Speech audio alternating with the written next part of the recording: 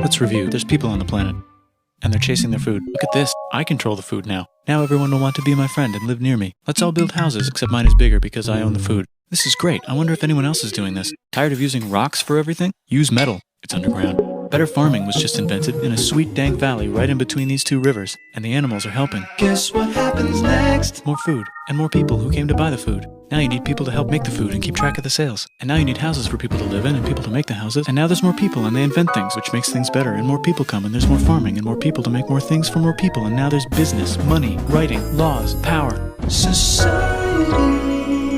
Coming soon to a dank river valley near you.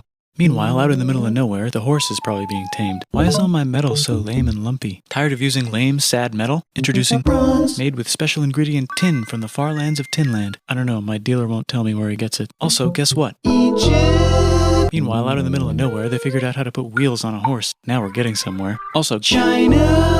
And did I mention Indus River Valley Civilization.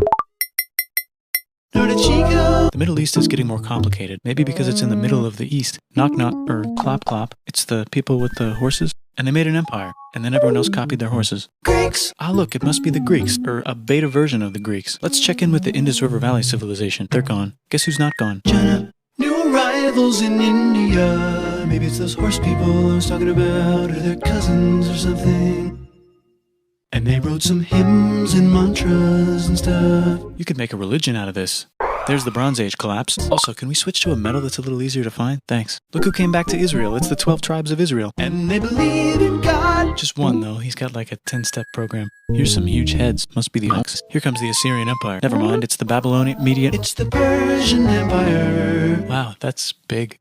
Ah, the Buddha was just enlightened. Who's the Buddha? This guy, who sat under a tree for so long that he figured out how to ignore the fact that we're all dying. You can make a religion out of this. Oops, China just broke, but while it was breaking, Confucius was figuring out how to have good morals. Ah, the Greeks just had the idea of thinking about stuff. And right over here, Alexander just had the idea of conquering the entire Persian Empire. It's a great idea. He was great. And now he's dead. Knock knock, it's Chandragupta. He says, time to conquer all of India. Or most of India.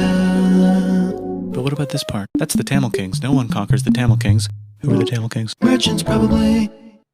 And they've got spices. Who would like to buy the spices? Me, said the Arabians, swiftly buying it and selling it to the rest of the world.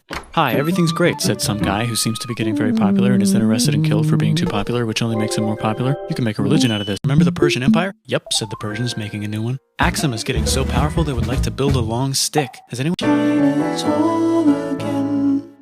Then it broke again. Hi, I live in the Roman Empire, and I was wondering... Is loving Jesus legal yet? No.